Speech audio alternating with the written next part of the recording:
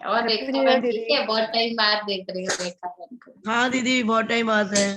चलिए चलिए ठीक है। सुने मुरली सुनते हैं बाबा की। 6 जनवरी 2022 के महावाक्य हैं। मुरली का सार है, मीठे बच्चे, देह अभिमान में आने से ही विकर्म बनते हैं। विकर्मों का मूल कारण क्या है? देह का अभिमान। इसलिए जब मालूम पड़ गया बीमारी क्या है, मालूम पड़ गया छेद कहाँ है। आप देखो सर्दी के दिन है ना, और जब बेड पर सोते हैं, सोते सोते मालूम पड़ता है कहीं से हवा आ रही है ठंडी, तो चेक करते हैं ना, जहां से आते हैं वहां से रजाई दबा लेते हैं, यहाँ से ना आते। तो अब हमें भी बाबा कहते हैं हमारा पुरुषार्थ ठंडा कहाँ हो रहा है कि छेद हमको मालूम पड़ गया। वो कौन सा छेद है? देह अभिमान का। तो बाबा कह रहे हैं इसलिए प्रतिज्ञा कर लो। मालूम पड़ गया तो करेक्शन करनी है ना। तो देह अभिमान में आने से विकर्म बनते हैं, इसलिए प्रतिज्ञा करो और सब संग तोड़ एक संग जोड़ेंगे। देह अगर समझेंगे तो देह के ही संबंधों से जुड़ेंगे। आत्मा समझेंगे तो आत्मा का एक परमात्मा है, उस एक संग ही बुद्धि को जोड़ेंगे। प्रश्न है आज का, कौन सा खेल नेचुरल है लेकिन मनुष्य उसे गॉडली एक्ट समझते हैं? होता नेचुरल है, लेकिन क्योंकि वो नेचुरल किसी की पकड़ में नहीं आता है या किसी के रोके नहीं रुक सकता, तो समझ जाते हैं ये भगवान का खेल है, भगवान के ऊपर डाल देते हैं।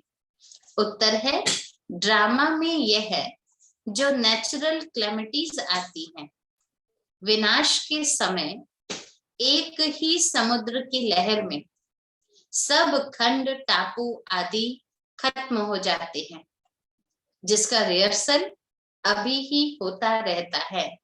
सुनामी आया था ना पीछे, ऐसे ही तो हुआ था। एक ही समुद्र की लहर थी और टापू सहित सब लेकर चली गई। परंतु ये सब नेचुरल खेल है। ये कोई भगवान ने नहीं कहा कि ये वाले समुद्र को चलो अब तुम उछलो। भगवान जी नहीं बैठकर कोई डायरेक्शन दे रहे हैं, ये नेचुरल खेल है। इसे मनुष्य गॉडली एक्ट कह देते हैं। परंतु बाबा कहते मैं कोई डायरेक्शन नहीं देता हूं किसी तत्व को, किसी मनुष्य को, किसी प्रकृति के कोई खंड को। बाबा बैठकर डायरेक्शन दे, बाबा कहते नहीं, मैं डायरेक्शन देता हूँ किसको? आत्माओं को। वो भी समझ देता हूँ, डायरेक्शन देता हूँ, उस पर एक्ट करना वो बच्चों का काम। वो भी फिर बाबा न्यारे हो जाते देखकर, उसमें भी इंटरफेयर नहीं करते कि कल भी समझाया था आज तो ठीक ही कर दूं इसको। नहीं, हम आप सोचेंगे, हम आप कह सकते हैं, लेकिन बाबा कहते मैं सिर्फ डायरेक्शन देता हूँ। ये सब ड्रामा में नूंद है। गीत है आज का, कौन आया मेरे मन के द्वारे। ओम शांति। कौन आया अर्थात किसकी याद आई। कोई मन में दरवाजा तो है नहीं जो कोई व्यक्ति आएगा, ये तो संकल्प के द्वारा किसी की याद आने की बात है। इसलिए बाबा कह रहे कौन आया अर्थात किसकी याद आई। ऐसे नहीं कि आकर दिल में बैठ गया फिर तो वो सर्वव्यापी हो जाएगा। ना भगवान आया या कोई भी व्यक्ति का संकल्प आया, उसको दिल में बैठा ही दिया जाए तो उसका वो स्थान हट गया, इधर आ गया। और हर दिल में याद आएगा, हर दिल में भगवान बैठे तो भगवान तो सर्वव्यापी हो जाएगा ना। इसलिए बाबा कह रहे हैं ऐसा भी नहीं है। कौन आया मेरी याद में, वो है अकाल मूर्त। मैं योग में बैठी या मैं कुछ कर्म करने बैठी तो मेरे याद के संकल्प में कौन आया, हम कहेंगे वो अकाल मूर्त आया। कौन है वो अकाल मूर्त? जिनको काल खा ना सके। आज बाबा थोड़ा सुखमनी साहब के शब्दों को लेकर भगवान की महिमा भी बता रहे हैं और उनकी याद का महत्व किस प्रकार होना चाहिए वो भी स्पष्ट कर रहे हैं। जिसको काल खा ना सके वो है अकाल मूर्त। सिख लोगों के पास अकाल तख्त भी है, उनके पास अकाली लोग भी आते हैं। वो लोग खुद नहीं समझते कि सिख धर्म प्रवृत्ति मार्ग का धर्म है। वास्तव में गृहस्थ में रहकर ही तो धारणाएं की जाती है ना, किसी प्रकार का संन्यास तो सिखाया नहीं जाता है। तो ये घर गृहस्थ में रहकर ही सीखने का मार्ग सिख धर्म का मार्ग है। एक ही आदि सनातन देवी देवता धर्म प्रायः लोप हो गया है। सभी धर्म अभी प्रवृत्ति मार्ग में अपनाए जा रहे हैं। हर घर में अलग अलग धर्म को अपनाया जाता है, जैसी जिनकी जिसके प्रति भावना होती है। लेकिन एक मुख्य धर्म जो देवी देवता धर्म है, बाबा कह रहे हैं वो अभी गुप्त हो चुका है, यानी प्रायः लोप हो गया है। दूसरा है संन्यास धर्म, जो है निवृत्ति मार्ग का, यानी कुछ त्याग करके प्राप्त करने का मार्ग, उसे कहते हैं संन्यास मार्ग। वो संबंधों को छुड़ा देता है, जिम्मेवारियों को छुड़ा देता है और प्रभु की लगन में निकल पड़ते हैं। घर बार छोड़ हद का संन्यास कर पवित्र बनते हैं। निवृत्ति करना मतलब ही छोड़ना। तो वो लोग सोचते हैं हमें भगवान से मिलना है ना, लगन तो हमें लगी है, तो हम सबको क्यों बोले, हम चले बस छोड़ के। इसलिए वो निकल जाते हैं, घर बार आदि छोड़कर संन्यास करते हैं, पवित्र बनते हैं। जंगल में तो जरूर सब पवित्र ही रहते होंगे, क्योंकि कोई आकर्षण की कोई ऐसी बात ही नहीं है जहां बुद्धि फिसले या बुद्धि फंसे। तो बाबा कह रहे वो तो जरूर रहेंगे ही पवित्र। हर एक धर्म की रस्म रिवाज अलग अलग है। हर एक धर्म अपने अपने अनुसार अपनी धारणाएं बनाकर बैठा है। शिक्षा भी सबकी अलग अलग है। भले हर कोई कहता है प्रेम तो, एकता का भाव रखो, संगठन रखो, ऊपर वाले को याद करो, हर एक कैसा बोलता है, लेकिन फिर भी हर एक के तरीके तो अलग अलग है। कोई कहता है भगवान को मन में याद करो, कोई कहता है भगवान को शुक्रवार याद करो, कोई कहता है जी मंगलवार बहुत अच्छा है याद करो। तो हर एक के तरीके अपने अपने। इसलिए बाबा कहते हैं बच्चे, शिक्षाएं सबकी अलग अलग है, रस्म रिवाज सबके अलग अलग है। वो है निवृत्ति मार्ग का धर्म। उनको फॉलो करने वाले को भी घर बार छोड़ कफनी पहननी पड़े। अब फॉलोवर का मतलब क्या होता है? फॉलोवर का मतलब ये फॉलो करने वाला। और अगर हम संन्यास मार्ग को फॉलो कर रहे हैं तो बाबा कहते हैं आप जैसे उन्होंने कपड़े पहने आप भी पहनो। तभी तो यहाँ और वहां में बाबा अंतर क्या बताते हैं, यहाँ तुम सब मेरे बच्चे हो, फॉलोवर नहीं हो। फॉलोवर अगर बनते तो मैंने व्हाइट पहना है तुम भी व्हाइट पहनो, सारे घर में जो भी रह रहा है बस छोड़ दो कलर। बाबा ने तो कभी नहीं कहा। बाबा ने तो व्हाइट ड्रेस का महत्व बताया है, शांति का प्रतीक है, ये पवित्रता का प्रतीक है। इस भाव से बाबा हमको कह रहे हैं वो निवृत्ति मार्ग का धर्म है। उनको फॉलो करने वाले को भी घर बार छोड़कर कफनी पहननी पड़े। फिर भल वो लोग कहते हैं घर गृहस्थ में रहते भी ज्ञान पा सकते हो, परंतु वह कोई ज्ञान नहीं है। आप जो प्राप्त कर रहे हैं घर बार छोड़कर, दूसरों को कहें आप घर में रहकर प्राप्त कर लो, कैसे हो सकता है? अगर टोटल उनका दिया हुआ ज्ञान फॉलो किया ही नहीं जा रहा। तो बाबा कह रहे वहां कोई ज्ञान भी तो नहीं है। या ज्ञान का मतलब जो चीज परिवर्तन लाती है, ऐसा तो है नहीं। इसलिए बाबा बोल रहे हैं ना सन्यासी ऐसा करा सकते हैं। वास्तव में गुरु वह जो सदगति देने वाला हो। गुरु का मतलब भी गति शब्द से जुड़ता है गुरु। तो गुरु वह जो सदगति कराए, वह तो एक ही है, सत्य रूप से गति करा दे, एक अच्छी जगह हमारा मार्गदर्शन कराए, ऐसा तो एक ही बाबा है। गुरु नानक जी ने भी शिक्षा दी है, वह भी परम पिता परम आत्मा की महिमा करते हैं। और महिमा में कहते हैं एक ओंकार। अब भगवान बता रहे हैं कि गुरु नानक देव जी ने भी महिमा क्या क्या करी। एक ओंकार अकाल मूर्त। तो तुमको अब उस अकाल मूर्त अर्थात परम पिता परमात्मा की ही याद है। अभी हम वास्तव में जो काल को भी जीतने वाला, कालों का भी काल, महाकाल, ऐसी की याद में हम आत्माएं बैठती हैं। महिमा तो सब करते हैं, जानते तो कुछ नहीं है। अब महिमा में और क्या क्या बोलते हैं भगवान के लिए। अकाल मूर्त है, अयोनि है, योनि भी नहीं लेता है, स्वयं भू है, अर्थात स्वयं इस सृष्टि पर आते हैं, रचना रचते हैं, उनको किसी ने नहीं रचा है। निर्भय निर्वैर, अकाल मूर्त, सतगुरु प्रसाद। भगवान का आना ही अपने आप में बहुत बड़ा प्रसाद है, प्राप्ति के बराबर है। जप साहब, ऐसे साहब को जपते रहो। यह महिमा है परम पिता परमात्मा की। यानी हर कर्म करते उनकी प्राप्तियों को याद रखकर हमें उनको याद रखने के तरीके बताए गए हैं। परम पिता परमात्मा को अकाल मूर्त ही मानते हैं, वही बताते हैं सतयुग आदि सत्य है, होशी भी सत्य है। फिर ये भी कहते हैं मूत पलीति कपड़ धो। उसमें बड़ी सुंदर एक लाइन आती है, आद सत्य जुगाद सत्य है भी सत्य, होशी भी सत्य। यानी जो कुछ है आदि अनादि है, होने वाला है, सब कुछ सत्य है। सत्य माना अकॉर्डिंग टू लॉ चल रहा है, कोई भी करेक्शन नहीं है। हाँ, अगर हम कहीं क्वेश्चन उठाते भी हैं तो तब हटाते हैं जब हमारे पास उसकी नॉलेज नहीं है। नॉलेज है तो वो क्यों चल रहा है ड्रामा। बाबा ने बोल दिया बच्चे ड्रामा करो, ये सबसे बड़ा ज्ञान है सत्य को स्वीकार करने का। फिर कहते हैं भगवान आकर मूत पलीति कपड़ धोते हैं। पतित पावन माना ही पतितों को आकर पावन बनाने वाला। पतित पावन का अर्थ ही भगवान का क्या है, ये महिमा। वो आते हैं इस पतित दुनिया में पतित तन लेकर, हम पतित आत्माओं को पावन बनाते हैं।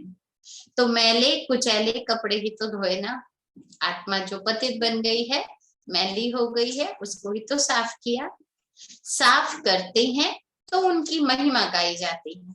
भगवान आकर मैले कुचैले कपड़ों को साफ करते, इसलिए उनकी यादगार ये महिमा गाई हुई है।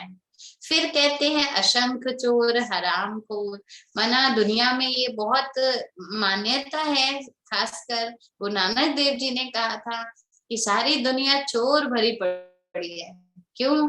क्योंकि एक दूसरे से हमेशा क्या करते हैं, अवगुणों को लेते रहते, किसकी उसकी देखते रहते।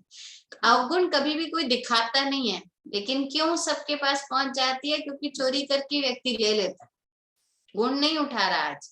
इसलिए गुरु नानक देव जी ने कहा ये क्या कर रहे हैं, अपनी जो वजूद है इंसानियत की, मानवता की, उसको भी खत्म कर देना। तो उसको गाली रूप में दिया उन्होंने। ये भी इस समय की ही महिमा है। आजकल के मनुष्य आत्माओं की यह हालत हो गई है, अवगुणों को चुराना, आराम से मतलब अपने आप को एक्सक्यूज देकर छुड़ाते रहना। आराम हराम है बोला था ना महात्मा गांधी जी ने भी। तो ये एक्सक्यूज देकर अपने आप को पड़े रखना, परिवर्तन में ना आना, तो वो हरामखोरी हुई। इसलिए बोला ये सब इस समय की महिमा है। फिर नानक कहते नीच विचार कर, फिर उनके ऊपर बलिहार भी जाते हैं।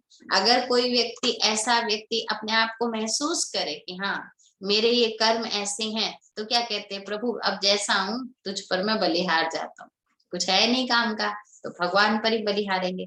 जरूर जब वो आया होगा तभी तो बलिहारेंगे, क्योंकि स्वीकार करने को कब दिया जाता है, जब समझते अब मेरे बस की नहीं है परिवर्तन होने। तो इंसान ने भी भगवान को, अपने आप को बलिहारा कब, जब उसने देखा मैं क्या तो भगवान ऊंचे और मैं कितना नीच हूं, तुच्छ हो गया हूं।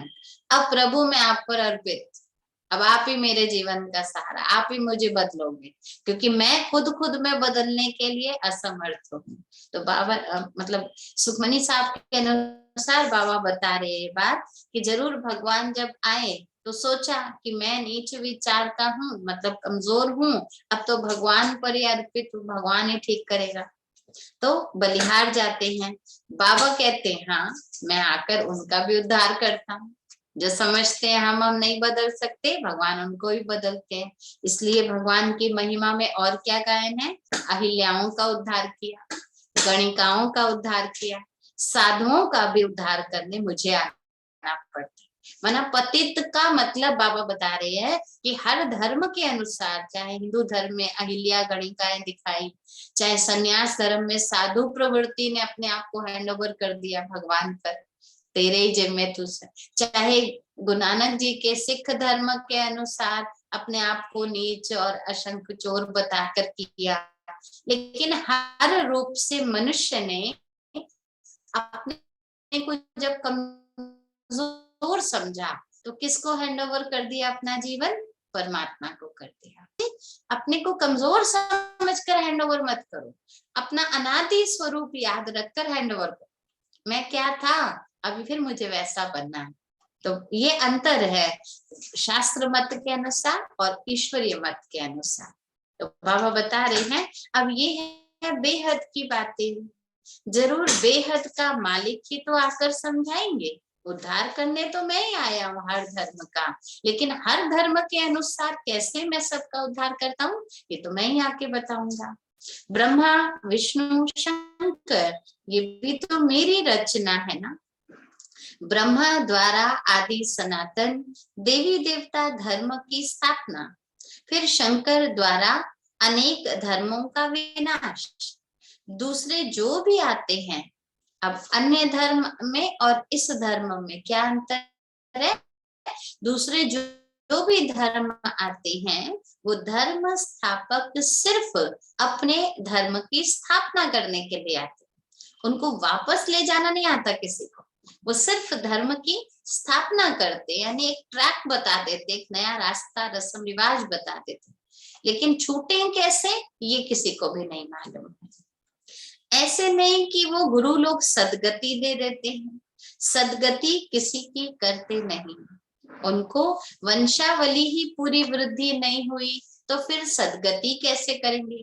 सदगति तो तब हो ना कि जिस टारगेट से वो आए हैं वो टारगेट कंप्लीट हो जाए। बाबा कह रहे अभी तो आते हैं, नीचे अनुयायी तैयार करते हैं, अपने फॉलोवर्स तैयार करते हैं, और वो ही अगर टारगेट पूरा नहीं हुआ तो ऊपर किसको लेके जाएंगे? बाबा कहते हैं मैं आकर आदि सनातन देवी देवता धर्म की स्थापना करता हूँ, और क्योंकि वो धर्म में मनुष्य बहुत थोड़े थे तो स्थापना के साथ साथ अनेक अधर्मों का विनाश भी कराता हूँ, क्योंकि स्थापना वाले ही इधर उधर भटक गए तो उनको लाने के लिए अधर्म से छुड़ाना भी तो पड़ेगा। इस समय सब तमो प्रधान पाप आत्मा बन पड़े हैं।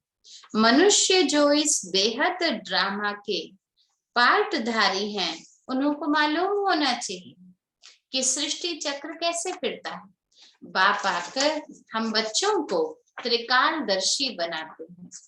सीधा सीधा ऐसे नहीं बोलते तुम ऐसे हो तुम ऐसे बनो, नहीं, हमें हमारा दर्शन कराते हैं, तीनों कालों का चक्र समझाते हैं, तो हमें त्रिकालदर्शी बनाते हैं। ये भी समझते हैं जरूर बाप आकर स्वर्ग सचखंड की स्थापना करेंगे। भगवान का आना और सचखंड की स्थापना करना, तो जरूर झूठ खंड का विनाश भी तो होगा ना। सचखंड की स्थापना करने वाला सच्चा ठहराना, ये सब बातें बाबा ही समझाते हैं। सभी तो धारण कर भी नहीं सकते हैं।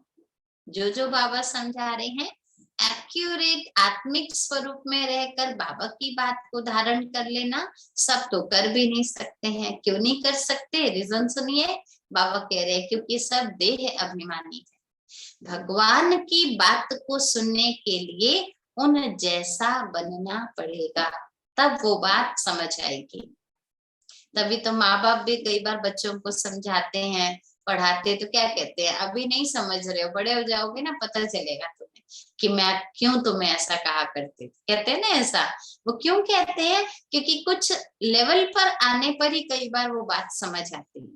तभी बाबा भी हम बच्चों को पढ़ाते हैं, समझाते, तो क्या बोलते हैं, देह समझकर मत समझो, आत्मा समझकर समझोगे ना तो बात समझ आएगी।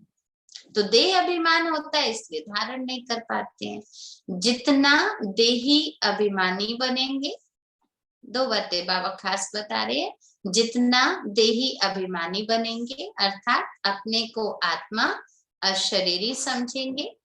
दूसरी बात, जितना अशरीरी बन बाबा को याद करेंगे उतनी धारणा होगी। धारणा करने के लिए दो आधार बताए। देह अभिमानी को कभी धारणा नहीं होगी। योग से ही आत्मा के पाप दग्ध होते हैं। दिन में तो देह अभिमान रहता है, तो देही अभिमानी बनने की प्रैक्टिस कब करनी चाहिए? दिन में देह अभिमान रहता है का मतलब सतयुग दिन नहीं, दिन माना यही दिन रात, सूर्य चांद वाले दिन रात। और दिन में देह अभिमान रहने का अर्थ है कि सुबह से काम वाम शुरू हो जाते हैं ना हमारे दिन में, खाना बनाना है, नाश्ता देना है, दूध वाला आएगा, सफाई करनी है, तो भाई वो तो शरीर में रहकर ही करेंगे। इसलिए बाबा कहते हैं उस समय अवस्था बनाना थोड़ा मुश्किल रहेगा, तो आप उस समय क्या करो, उस समय भले कर्म में आओ, लेकिन देही अभिमानी की प्रैक्टिस करने के लिए टाइम अलग लो। अब कौन सा अलग टाइम है? बाप कहते बच्चे नींद को जीतने वाले बनो। जो टाइम आपको ना दूध वाला डिस्टर्ब करेगा, ना कोई काम के लिए डिस्टर्ब करेगा, वो टाइम है अमृत वेला। उस समय नींद तो आती है, शरीर की डिमांड रहती है, लेकिन आप बच्चों को पुरुषार्थ करना है, लक्ष्य ऊंचा लेना है, तो बाबा कहते बच्चे उस समय की नींद पर जीत पाओ, लड़ो उस समय की नींद से। तो नींद को जीतने वाला बनो। बाप कितना अच्छी पॉइंट समझाते हैं, परंतु कई ऐसे भी बच्चे हैं, ठीक है, आप तो नहीं है ना, चेक कर लेना, कई ऐसे भी बच्चे हैं जो मुरली सुनते ही नहीं है, मुरली सुनते ही नहीं है। पढ़ाई तो मुख्य है। अब आप सोचिए मुरली में ही भगवान सावधानी दे रहे और वही ना सुने तो सावधान कैसे होंगे? तो बाबा कह रहे हैं बहुत बच्चे हैं, कैसे भी करके मुरली जरूर पढ़नी चाहिए, परंतु ऐसे भी नहीं विकारों में गिरते रहे, मुरली मंगाते रहे। कई क्या करते हैं, प्याज लहसुन भी खाएंगे, नॉनवेज भी खाएंगे, शराब भी पिएंगे, खाना भी विकार आदि भी सब भोगेंगे और मुरली भी सुनते रहेंगे। किस लिए? एक पॉजिटिव थॉट मिलता रहता है। तो बाबा कहते हैं ये कोई दुनियावी ज्ञान नहीं है जो सत्संग भी करते रहे, कुसंग भी करते रहे, इससे कोई फायदा नहीं होगा। जैसे ये तो वो बात होगी ना, शुगर की गोली भी खाई और गुलाब जामुन भी खाते रहे, तो कहाँ से शुगर कंट्रोल होगी? अटैक तो करेगी। तो परहेज भी तो जरूरी है ना। हर दवाई अगर सुरक्षित करती है हमको, तो उससे पहले वो हमको कहती है परहेज। बाबा भी हमको कह रहे हैं ऐसे नहीं मुरली भी सुनते रहो और बस सुन लिया, एक काम पूरा कर दिया, धारणा नहीं करी, अटेंशन नहीं रखा, तो फायदा नहीं है उस मुरली का। जब तक गारंटी ना करे मुरली नहीं भेजनी चाहिए। किस चीज की गारंटी? पहले पहले अभी तो आप लोग ऑनलाइन मुरली सुनते हैं या फोन पर ही आपको मुरली आ जाती है। पहले पहले तो मुरली क्लास में अलाउ ही उनको किया जाता है जिन्होंने कोर्स किया हो, जिन्होंने अपने शुद्ध अन्न आदि की धारणाओं को पक्का कर लिया हो, लक्ष्य तो रखा हो कम से कम, चलो पक्का नहीं भी हुए हैं, धीरे धीरे हो रहे हैं, लेकिन लक्ष्य तो रखा हो। डेली उनसे पूछा जाता था कुछ चेंज हुआ आपके अंदर, तो आप मुरली सुनो, नहीं तो ये कोई कॉमन सत्संग नहीं है जो हम भी आके बैठ जाएं, हम फ्री होते हैं इसलिए नहीं बैठने देते थे, उठा देते थे क्लास से। तो बाबा कह रहे हैं जो मुरली नहीं पढ़ते उनकी क्या गति होगी? अच्छे अच्छे बच्चे भी मुरली नहीं पढ़ते, नशा चढ़ जाता है। नहीं तो एक दिन भी मुरली मिस नहीं करनी चाहिए। नशा क्या चढ़ता है? बहुत मुरलियां सुन लिया हमने, हमें तो सब आता है, आज नहीं सुना तो क्या हो गया। ये जो अहंकार आ गया ना, ये परिवर्तन नहीं करने देता। इसलिए बाबा कह रहे हैं नशा चढ़ जाता है, धारणा नहीं होती तो समझ जाना चाहिए देह अभिमान है, और देह अभिमान वाला कभी ऊंच पद पा नहीं सकेगा। धारण ही नहीं कर रहा तो आगे कैसे बढ़ेगा? बाबा अच्छी रीति समझाते हैं, बच्चों को भी अच्छी रीति समझाना पड़ेगा। बाबा तो बाहर नहीं जा सकते, यहाँ बात क्लियर हुई आपको?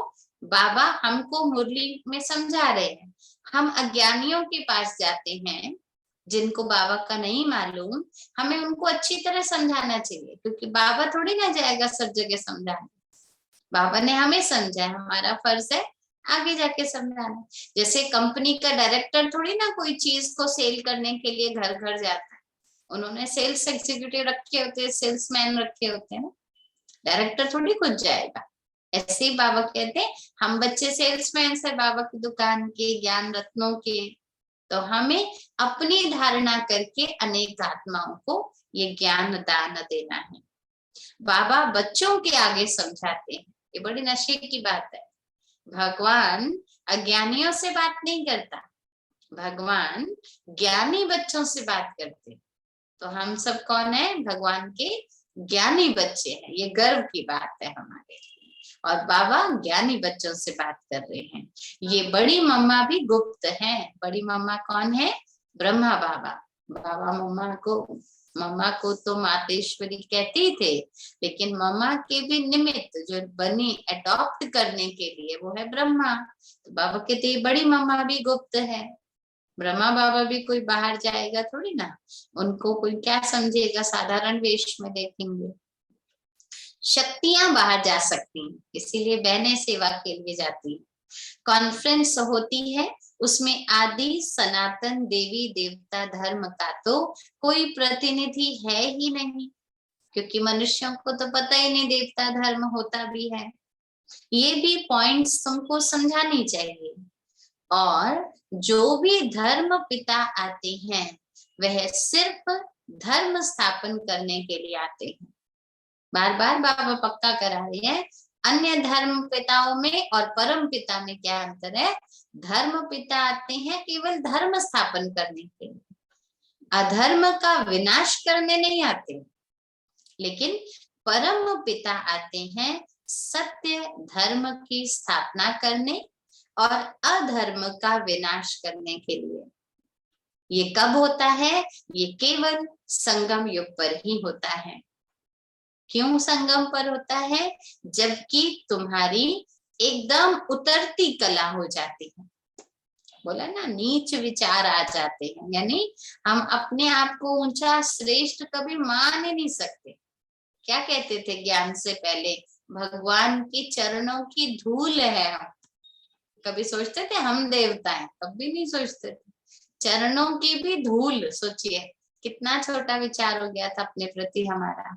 तो बाबा हमको बता रहे हैं कि जब आत्मा की उतरती कला हो जाती है तब बाप आते हैं। चढ़ती कला तो एक ही बार होती है। इस पर एक श्लोक भी है ना, जो छोटेपन में बाबा पढ़ते भी थे। गुरु नानक ने कहा है, सब निंदक है, सब झूठे हैं। ये दुनिया ही झूठी है। और श्लोक पढ़ते ना, चढ़ती कला नानक के तेरे बाने सर्व का भला।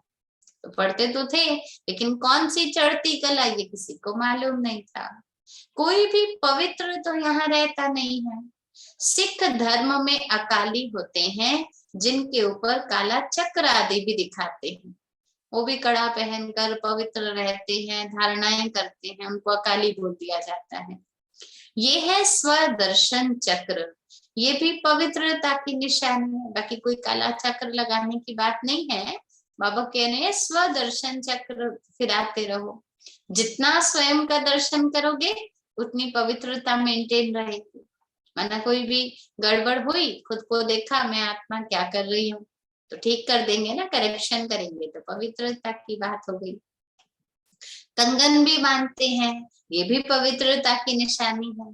परंतु वो लोग कंगन आदि पहनते हैं, सिख लोग कड़ा पहनते हैं ना, तो कंगन आदि पहनते हैं, अर्थ नहीं समझते और ना ही पवित्र रहते।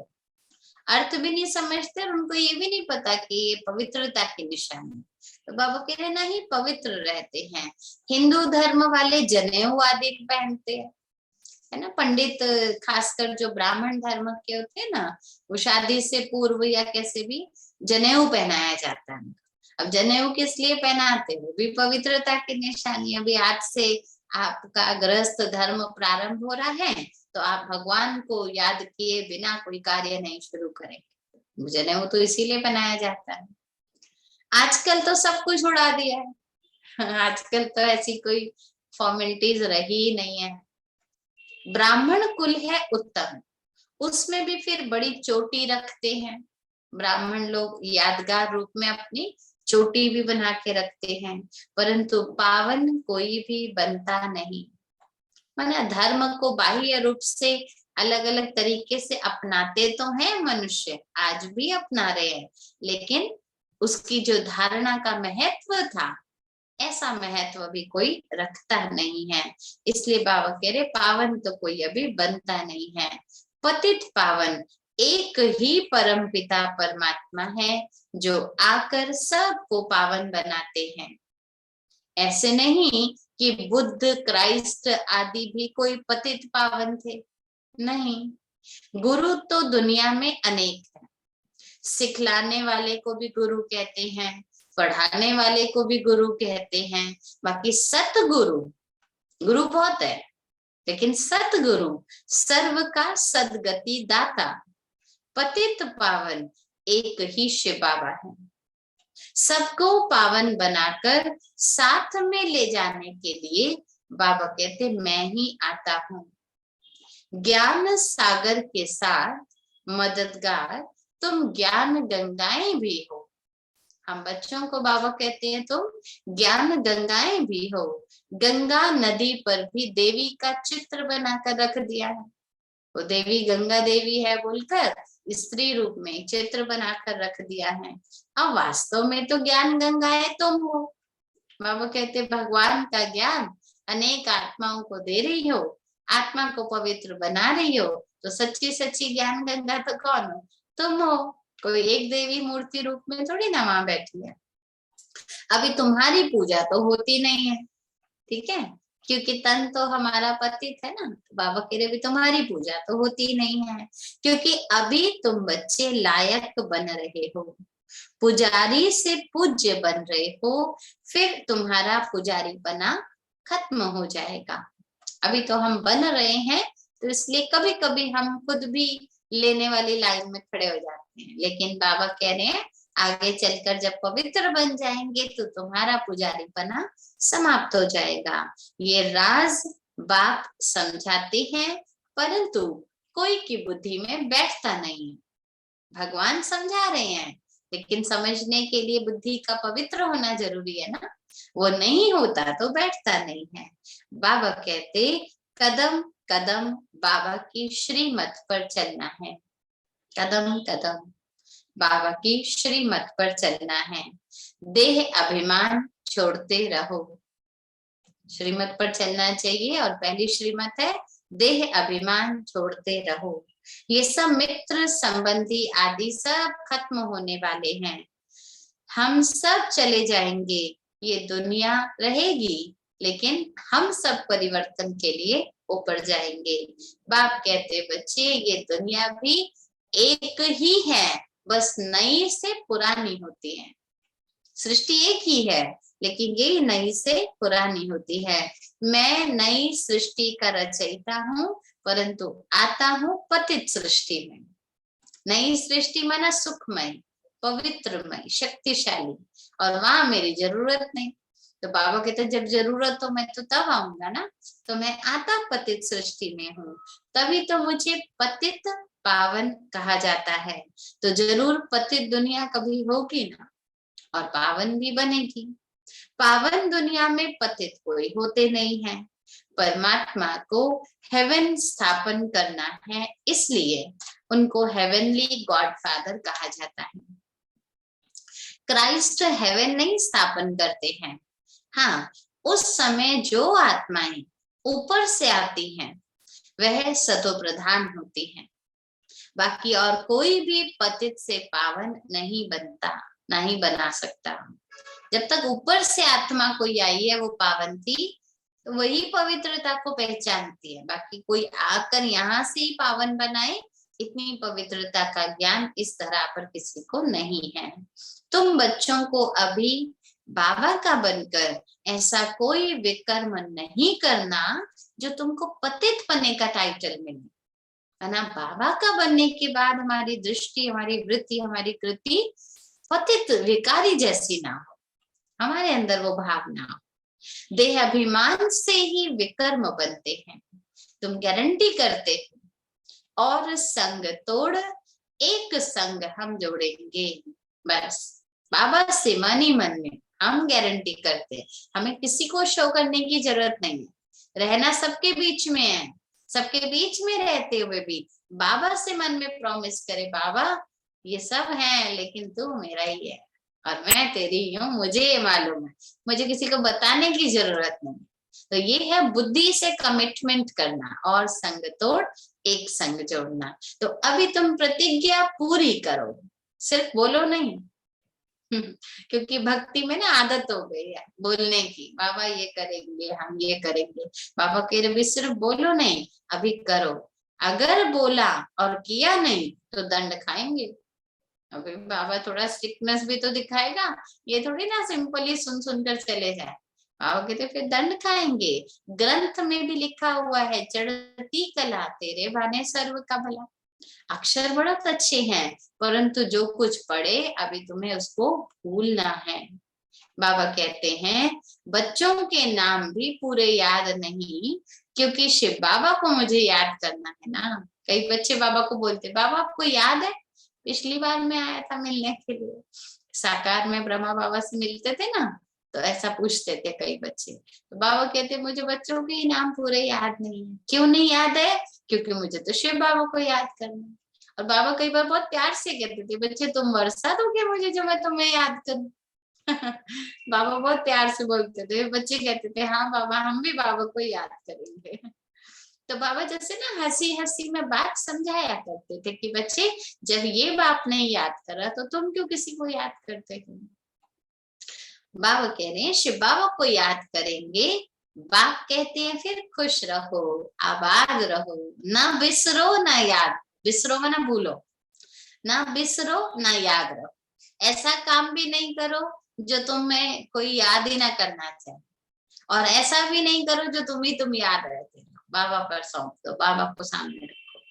परंतु सर्विसेबल बच्चों को, अब इम्पोर्टेंट लाइन कौन सी है, भगवान किन को याद करता है? सर्विसेबल बच्चों को बाबा जरूर याद करते हैं। फलाना बहुत अच्छा मददगार है, साहूकार तो घोर अंधियारे में पड़े हैं, कोई को पता ही नहीं पड़ता, मौत सामने खड़ा है। आज भी आजकल भी देख लो, इतना सब कुछ हो रहा है, कोरोना ने आकर एक मैसेज दे दिया, फिर भी कई कमा रहे हैं तो बस कमा ही रहे हैं। वो कहते सब बेकार है, ये षड्यंत्र है, ऐसा है, कुछ नहीं है, वो अपना ही अपनी दुनिया में जी रहे। तो ये क्या है? ये कुंभकर्ण है ना, घोर अंधियारे में सोए पड़े हुए। भगवानोवाच मौत सामने खड़ा है, मैं राजयोग सिखाता हूँ, तो जरूर नॉलेज से गॉडेज ऑफ वेल्थ बनते हो ना। ज्ञान का धन जितना लोगे उतना धन की देवी लक्ष्मी बन जाओगे। ये सारी राजधानी अभी तैयार हो रही है, परंतु नंबरवार, तुम जानते हो नंबरवार हम सब पढ़ रहे हैं। बाबा कहते मैं राजधानी स्थापन कर रहा हूँ, अनेक अधर्मों का विनाश कराता हूँ, क्योंकि मैं हूँ परम सतगुरु। परम शब्द ही एक के लिए कहा जाता है। परम जो है मन सबसे टॉप, उससे ऊपर और कोई नहीं। वह ऊंचे से ऊंचा एक ही भगवान गाया हुआ है। ऊंचे से ऊंचा ब्रह्मा विष्णु शंकर को भी भगवान नहीं कहते, तो राम कृष्ण आदि को भगवान कैसे कह सकते हैं?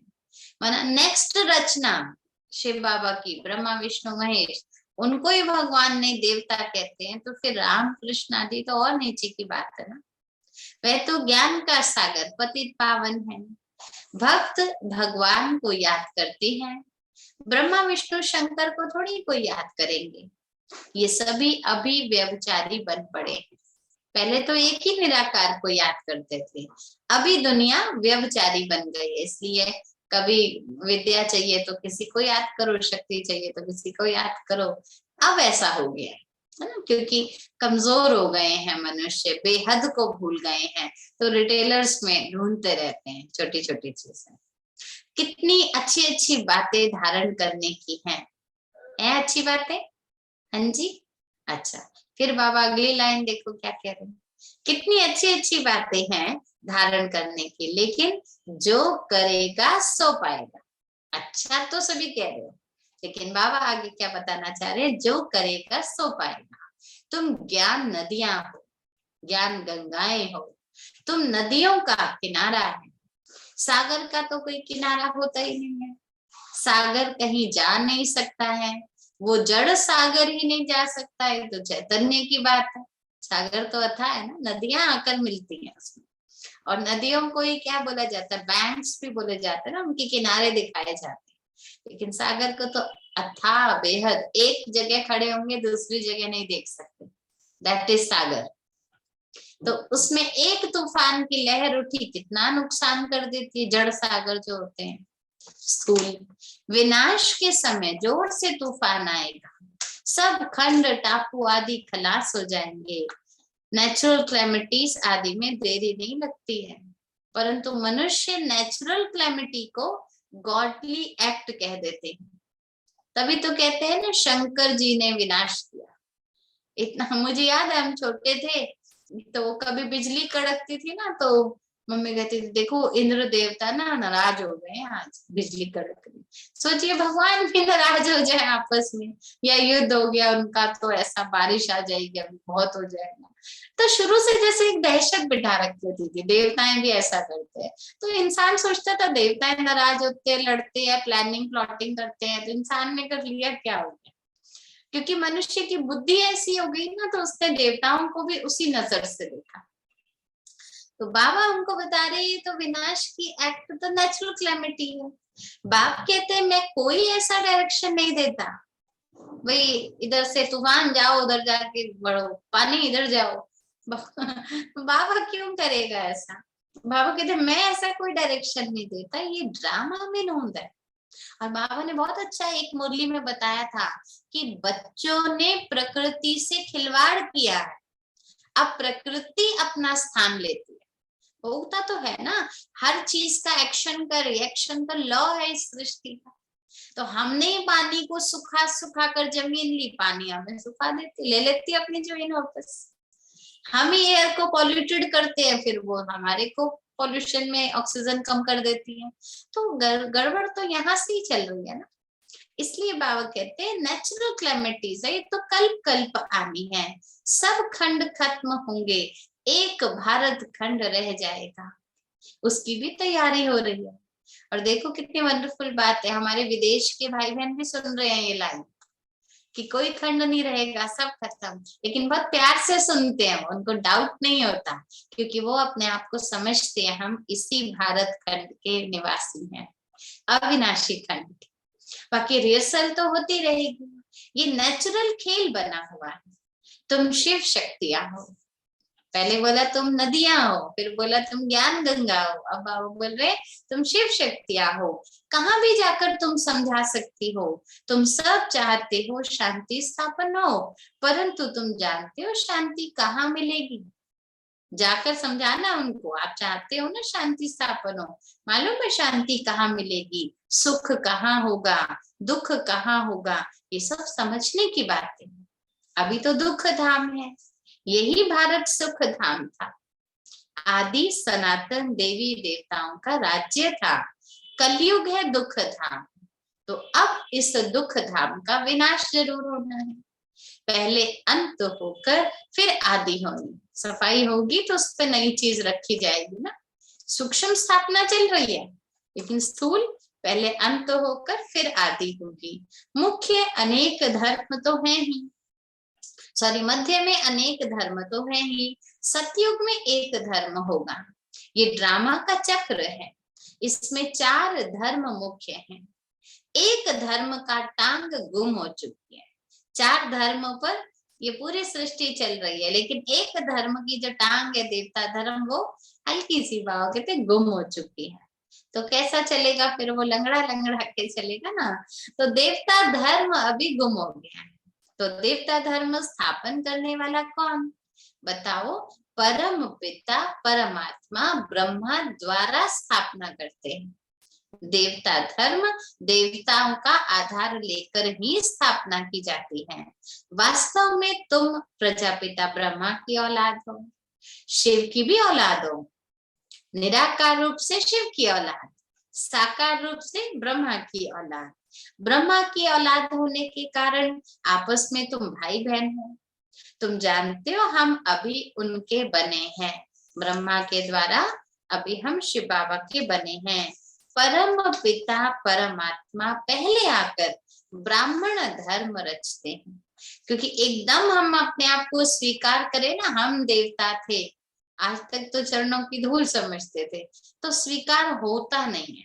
इसलिए बाबा कहते मैं पहले तुमको क्या बनाता हूँ, ब्राह्मण, और ब्राह्मण बनाकर फिर तुमको ऊंचा संकल्प देता हूँ तुम क्या बनने वाले। ब्राह्मण धर्म है चोटी, और सब धर्म तो बाद में आए हैं, वो भी नंबरवार आए।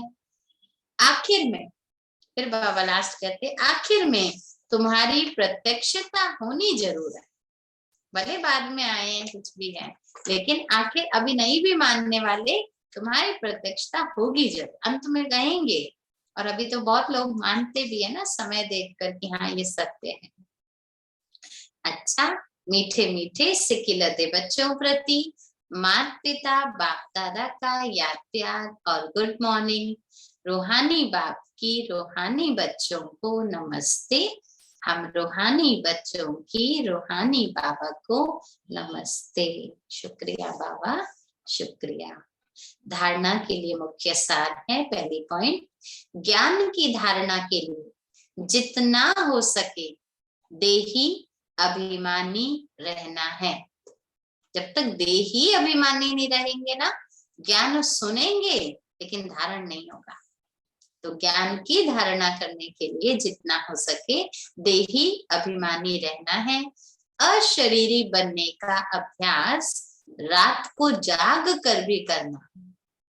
रात को जाग कर का अर्थ है जितना जल्दी अमृत वेले के लिए उठ सको वो समय अच्छा है, क्योंकि उस समय देह के कर्म नहीं होते, देह की जरूरत के कोई कर्म की आवश्यकता उस समय नहीं पड़ती है। कोई बेल नहीं बजेगा, कोई काम नहीं होगा, कोई आपको पुकारेगा नहीं। इसलिए बाबा हमको कह रहे हैं बच्चे ये समय है तुम बच्चों को इतना ऊंची धारणा में लेके जाने का।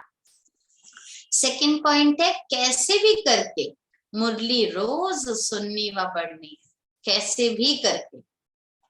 इसका अर्थ है मुरली पढ़ने का तरीका बाबा ने क्या बताया, धारणाओं में रहकर मुरली पढ़ना। ऐसा नहीं अशुद्ध भोजन भी खाते रहना, विकार भी भोगते रहना और मुरली भी पढ़ना, ऐसे नहीं पढ़ना। ऐसे सत्संग नहीं चाहिए बाबा को।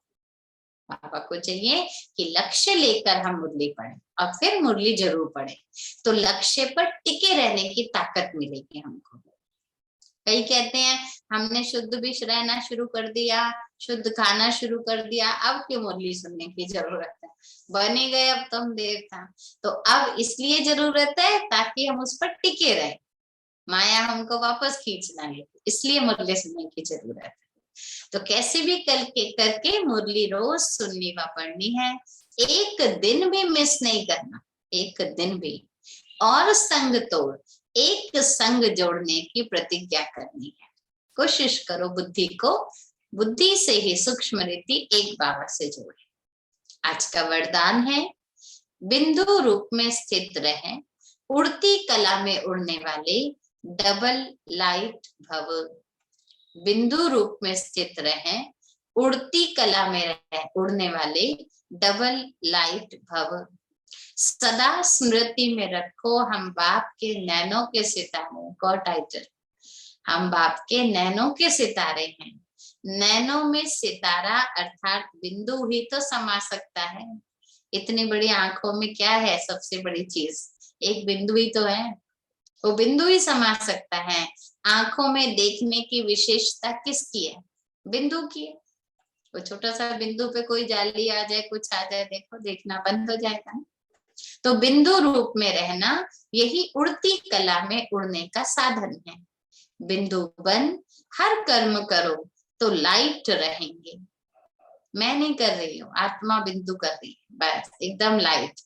फिर बिंदु को कानों से सुनने की जरूरत ही नहीं, तारीफ हुई नहीं हुई क्या हुआ, कर दिया छुट्टी, बिंदु न्यारी हो गई उससे।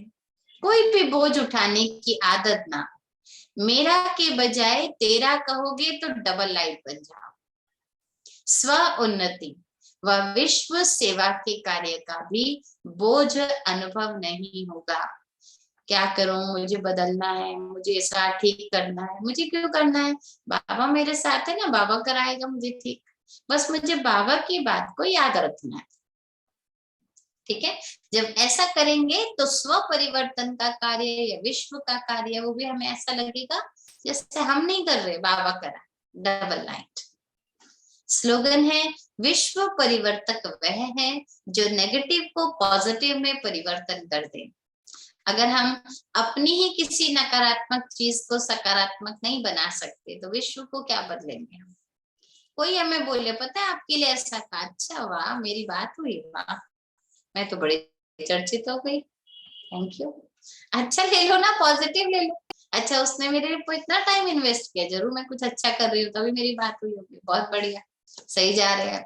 तो अच्छा ही ले लेना, छोटी छोटी अच्छाई इकट्ठी करते जाएंगे तो विश्व में अच्छाई देखने की आदत बन जाएगी। और आज का बाबा का जीवन की पॉइंट है, लवलीन स्थिति का अनुभव बाबा ने कैसे किया, हमारे लिए प्रेरणा है कि देह की स्मृति से ऐसे खोए रहो जो देह भान का, दिन रात का, भूख और प्यास का, सुख का, आराम के साधनों का, किसी के भी बात का आधार पर जीवन ना हो। मतलब ऐसा ना हो शाम होगी ना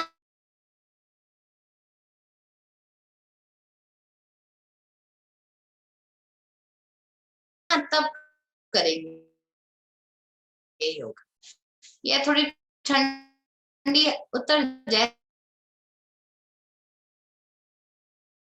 धूप निकलेगी ना, बस फिर धूप में जाके मैं आराम से मुड़, इसका मतलब क्या हुआ, हम नहीं, हम धूप पर है ना, काम निपट जाए, सब चले जाए ऑफिस पे, तो बाबा कहते चीज पर आधारित नहीं रहना।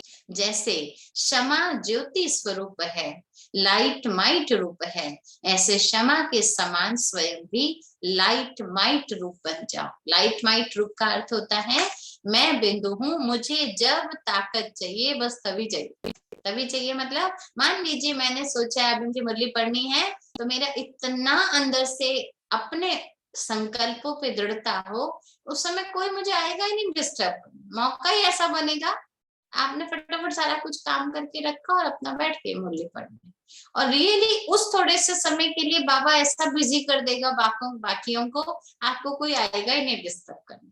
और जैसे ही मुरली खत्म होगी ना तभी बेल बजेगी, तभी फोन आएगा, उससे पहले नहीं आएगा।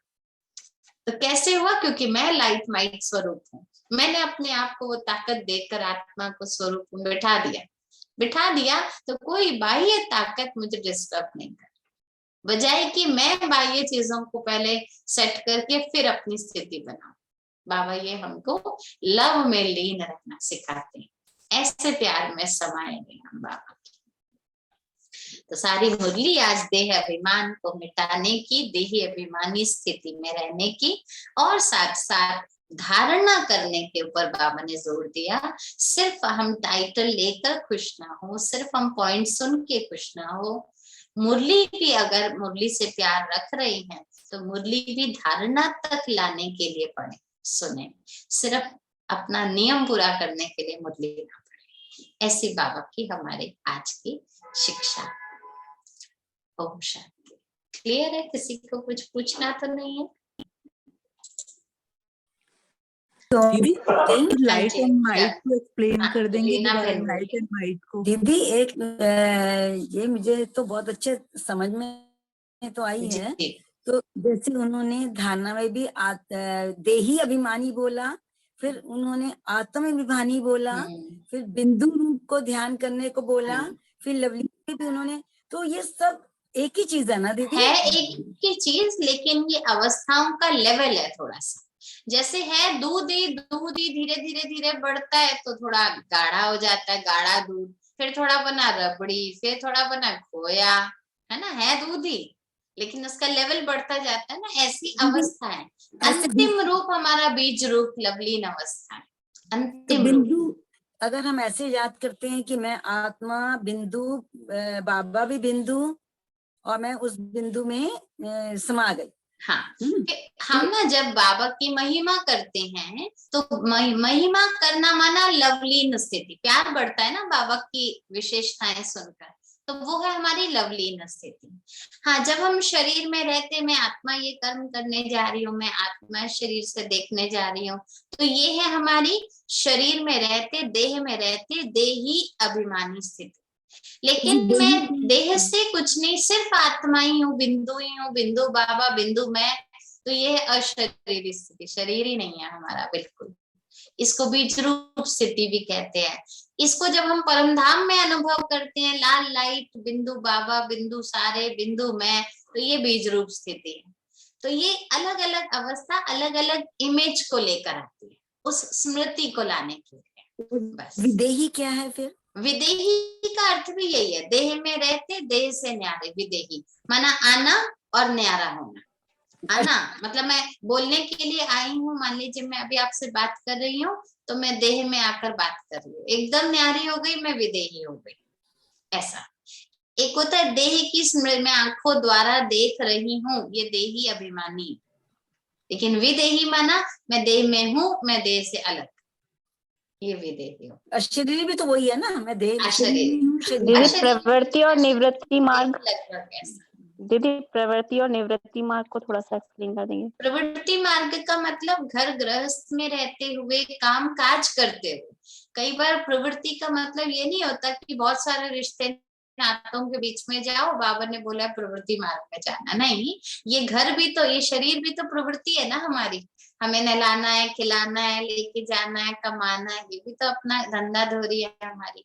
तो इस प्रवृत्ति मार्ग को माना हर कर्म करते हुए, प्रवृत्ति मार्ग में रहते हुए भी हमारा कनेक्शन शिव बाबा से रहे। लेकिन दुनिया क्या सिखाती है, भगवान को पाना है तो सब छोड़ो, उसको कहते हैं निवृत्ति मार्ग। बाबा कहते हैं निवृत्ति जरूरी है, लेकिन निवृत्ति देह के संबंध की बात नहीं है, यहाँ निवृत्ति विकारों से है। देह में है, बुद्धि से देह की स्मृति को भूलो, लेकिन देह को ही छोड़ देना या फिर देह के लोगों को छोड़ देना, जिम्मेवारी छोड़ देना, ये संन्यास मार्ग। तो प्रवृत्ति गृहस्थ को कहते हैं, निवृत्ति संन्यास को कहते हैं। बाबा कहते हैं संन्यास करो विकारों का और प्रवृत्ति में रहो, माना देह के संबंध में स्थूल काम करते, संकल्प से आप न्यारे रहो, तोड़ो संबंधों को, ये बाबा कहते हैं। दीदी जी। देह अभिमान और हम देही मुरली एक अगर मिनट, भारती बहन कुछ सुन ना कह- पाए तो भारती बहन बोलिए। अभिमान दोनों में अभिमान आता है, तो देह अभिमान तो पता चलता है, तो देही अभिमान तो देही में अभिमान, ये थोड़ा क्लियर कीजिए ना। मैं क्लियर, आपका क्वेश्चन समझ नहीं आया मुझे, क्या कह रहे हैं? देह अभिमान और देही अभिमानी, तो अभिमान तो दोनों में आता है ना, अभिमान शब्द तो दोनों में आता है, तो देह अभिमान अच्छा, तो समझ में आता है। अच्छा अच्छा अच्छा, आप ये कहना चाहते हैं दोनों में अभिमान शब्द है। देखो, देही अभिमानी माना आत्मा का अभिमान। बाबा कहते हैं कई बार ना किसी बड़े लेवल की चीज को, मान लीजिए मुझे किसी अपने घर में, मैं एक एग्जांपल देती हूँ, मान लीजिए घर के बाहर ट्रैफिक पुलिस का या कहीं लाइट खराब है, कुछ है, तो मुझे वहां पर अप्रोच करनी है कि भाई यहाँ 4 दिन से ऐसा खराब है, एक्सीडेंट हो रहे, ठीक करिए। तो मेरे आपके कहने से नहीं होगा, हम कहते कहीं बड़ी अप्रोच देनी पड़ेगी, तब जाकर ये काम होगा, है ना। तो बड़ी जगह का काम ठीक करना है तो बड़ी अप्रोच पहुंचानी पड़ेगी। ऐसे ही बाबा कहते देह का अभिमान, माना देह को ना अभिमान बहुत हो चुका है, मैं ये करने वाली, मैं नहीं होना ये। तो बाबा कहते जो देह को बहुत लेयर चढ़ चुकी है ना अभिमान की, उसको हटाने के लिए आत्मा को भी थोड़ा अभिमान में आना पड़ेगा। अभिमान में आना पड़ेगा माना उतनी ही हाई स्मृति रखनी पड़ेगी, ऊंची स्मृति। ये नहीं मैं शांत आत्मा हूँ, मैं देह से, सिंपल सिंपल नहीं, मैं कौन हूँ, भगवान द्वारा चुनी हुई, भाग्यशाली, भाग्य विधाता द्वारा पद्मा पदम रचित, बाबा क्यों इतने ऊंचे टाइटल देते हैं? क्योंकि कई बार कड़े संस्कारों को हटाने के लिए ना एक कड़ी स्मृति रखनी पड़ती है हमको। तो बड़ी अप्रोच रखने से, माना आत्मा का अच्छा ऊंचा श्रेष्ठ अभिमान रखने से देह की जो कड़ी आदत है ना उसको हम खत्म कर सकेंगे। सिंपल योग तो हम नॉर्मल भी कर सकते हैं, मैं आत्मा बिंदु बनकर ऊपर जा रही हूँ, देख रही हूँ, ऐसा। तो अभिमान बाबा दोनों शब्द का इसलिए कहते हैं क्योंकि आत्मा को भी उतने ही हाई लेवल की अप्रोच चाहिए अपनी स्मृति को पक्का करने के लिए। इसलिए बाबा आत्मा में भी अभिमान वर्ड यूज करते हैं, और देह का अभिमान तो चढ़ाने की जरूरत ही नहीं है, चढ़ाई हुआ है बहुत अच्छे से हम पर। ये चीज क्लियर है? दीदी जैसे हम बोलते हैं बिंदु देखो, बाबा भी बिंदु रूप है अपनी। क्या आप तो जैसे काफी उससे आपने भी क्या अपनी आत्मा देखी हुई है कि जैसे अब हम बहुत जैसे प्रैक्टिस कर रहे हैं, अभी भी पीपल आर ऑल न्यू, तो मैं जैसे प्रैक्टिस कर रही थी कल आकारी और निराकारी, तो मुझे यहाँ ये बिंदी में आने के लिए ना यहाँ पे फोरहेड पे जोर लगाना पड़ा। मैंने ये देखा तो मैं उसको छोड़ दिया, फिर मैंने कहा हल्का होना ठीक रहेगा। तो क्या दीदी ये मतलब एक बार मोनिका दीदी ने बताया था कि ये कोई कुछ साक्षात्कार नहीं होता यशा सिस्टर, तो दीदी इसका प्लीज मुझे थोड़ा बताना। मैं आकारी और जैसे बाबा ने बोला निकारी और फरिश्ता स्वरूप की प्रैक्टिस, तो वो प्रैक्टिस करने के लिए ना मुझे कल थोड़ा सा लगा कि फोरहेड पे जोर डला। नहीं, एक्चुअली क्या है, आकारी और निराकारी का मतलब, आकारी माना फरिश्ता रूप और निराकारी माना परम धाम का स्वरूप। ठीक है, तो हमको कुछ देखना नहीं है, बहुत सुंदर बताया। ये देखने की आत्मा तो वैसे भी देख नहीं सकती, और कोशिश भी मत कीजिए जोर लगाकर, नहीं तो आपका सिर दर्द शुरू होगा, फिर आप कहेंगे मेरा माथा भारी हो गया, ये कैसा मेडिटेशन है। तो ये देखने की चीज नहीं है, हमें सिर्फ अनुभव करना है। आप देखिए, जैसे ही बाबा कहते हैं आकारी स्वरूप में आओ, तो देखो एक फरिश्ते की क्या कैरेक्टरिस्टिक होती है। फरिश्ता माना हमेशा हल्का, फरिश्ता माना उड़ता हुआ, फरिश्ता माना ब्लेसिंग देता हुआ, हर किसी की इच्छा पूरी करता हुआ। तो मैं एकदम आकारी हूं, माना मेरी अपनी इच्छा नहीं है, मैं फरिश्ता। अपने आप को इमेजिन कीजिए, भले यही रूप देख रही हूँ मैं अपना, लेकिन मेरे पास पंख लगे हुए हैं, मैं उड़ती जा रही हूँ। मैं एक ऐसे स्थान पर हूँ जहां से मैं सबको दे रही हूँ, सबका भला हो, सबका सुख हो, सब सुखी हो जाए, सब दुख से समाप्त हो जाए, एक ऐसी दुआएं ब्लेसिंग दे रही हूँ। दैट इज कॉल्ड मेरा आकारी रूप है, फरिश्ता स्वरूप है मेरा। फिर मैं निराकारी रूप हूँ, तो मैं अपने आप को इमेजिन करूं कि सिर्फ एक साइलेंट वर्ल्ड है, मुझे कुछ दिख नहीं रहा और ना ही मैं कुछ देखना चाह रही हूँ, लेकिन मैं कोई भी संकल्पों से फ्री होकर एकदम शांत, बस शांत बैठी हूँ। क्यों? क्योंकि मैं निराकारी अवस्था में पहुंच गई हूँ, अपने परम धाम घर को याद कर रही हूँ। जैसे आप अभी ऑफिस में बैठे बैठे आप घर बोलते ही आप घर को, घर की किचन को, सबको इमेजिन करने लगते हैं ना। सिर दर्द थोड़ी ना करते हैं, अरे दिख नहीं रहा, फ्रिज क्यों नहीं दिख रही, जोर तो नहीं लगाते ना, नहीं दिख रही। घर माना एक आउटलेट दिख गया आपको, घर माना ये, बस ऐसे ही हमें याद करना। निराकारी माना परम धाम में बिंदु, मेरे को वो चित्र देखना है, बस वो चित्र परम धाम का आपने कोर्स में देखा होगा, उस चित्र को इमेजिन कीजिए। इन्हीं सितारों में बाबा के पास मैं भी बैठा हूँ, बस रिलैक्स होके बैठिए। और कभी कभी 7 गुणों से भरपूर आत्मा वही थी, तो उन 7 गुणों को याद कर लीजिए। मैं शांत स्वरूप आत्मा हूँ, मैं प्रेम स्वरूप आत्मा, ये है निराकारी अवस्था। फिर आकारी आ गए, फिर मैं ब्रह्मा बाबा के साथ हूँ, मैं ब्राह्मण स्वरूप में हूँ, मैं फरिश्ता स्वरूप में हूँ, ऐसे याद कर लीजिए। तो ये अवस्था देखना कुछ नहीं है, महसूस करनी है। हम रह जहां हम हैं वही हमें रहना है, हमें कुछ अपने आप को प्रकट। ओम शांति दीदी, आप म्यूट हो गए। हाँ, अपने आप को परम धाम में देखने के लिए जोर लगाने की कोशिश करो, ये आवश्यकता नहीं है, सिर्फ फील करने की जरूरत है। ओम शांति दीदी, मुझे भी एक चीज पूछनी है। जी। अभी जो बाबा ने होमवर्क दिया हुआ है, एक्चुअली दोबारा याद दिलाया, 24 टाइम्स हमको यही प्रैक्टिस करनी है, तो हम सब कर भी रहे हैं। 3 से 4 हम सिर्फ निराकारी और आकारी 10-10 मिनट करते हैं। उसके बाद फिर जिसको जितना मौका मिले सब लोग कर रहे हैं। तो जो लोग काम कर रहे हैं ना, वर्किंग है, उन लोगों का ये प्रश्न है कि हम कहाँ से 10 मिनट लाएं दीदी। लाइक हम लोग तो इसको आप बताओ कैसे कर्म में भी कर सकते हैं? कर्म में तो कर ही सकते हैं, लेकिन कोशिश कीजिएगा रात को सोते समय, ये ड्रिल बनी हुई है ना अपनी बाप दादा के शब्दों की, रात को सोते समय यही सुनकर सोइए। पूरा वो 40 मिनट्स का है, 28 मिनट्स का है शायद, वो पूरा चला लीजिए। तो अगर कर्म में आप अटेंशन दे भी रहे हैं, ये तो बहुत ही अच्छी बात है। आप काम करते हुए अगर बीच में आपको 1 सेकंड भी टाइम मिलता है, पानी पीते अंदर अंदर आपने स्मृति करी, मैं निराकारी मैं आकारी, मान लीजिए 2 मिनट लगते हैं आपको, उसके बाद अपना पानी पीजिए, पानी भी अच्छा चार्ज हो जाएगा आपका, वंडरफुल, और आपका काम करते भी अटेंशन बना रहेगा। बाकी प्रॉपर जो बाबा ने 10 मिनट कहा है, तो वर्किंग लोगों को रात को सोने से पूर्व आप यही कमेंट्री चलाकर सो जाएंगे, बहुत अच्छा रहेगा। लास्ट ये करके उसके बाद फोन वोन हटा के साइड रख के अपना सो जाइए। तो एक आपका बाबा का होमवर्क जो कहा हुआ है, लेकिन ये उनके लिए जो वर्किंग है, ऐसे नहीं सारे ही सोचे ठीक है हम सारा दिन तो कुछ भी करें रात को कर लेंगे, ये नहीं, ठीक है।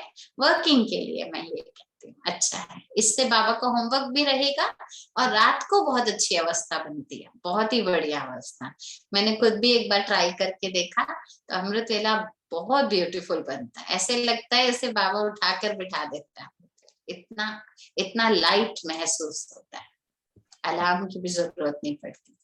तो ये कर सकते हैं, ठीक है। थैंक यू दीदी, इसी को नाइट मेडिटेशन में कर सकते हैं? हाँ बिल्कुल कर सकते हैं, क्यों नहीं कर सकते, बिल्कुल।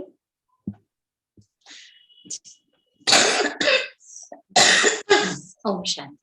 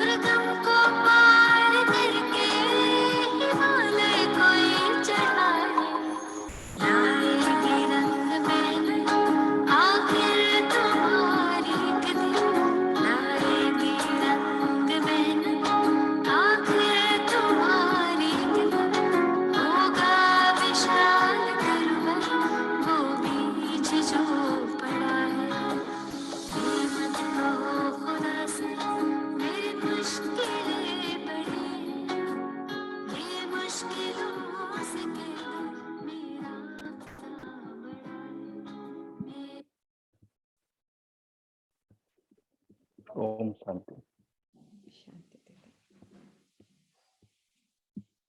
फिर से दीदी जल्दी से मिलेंगे आपसे। थैंक यू बाबा। ओम शांति दीदी। ओम शांति। ओम शांति दीदी।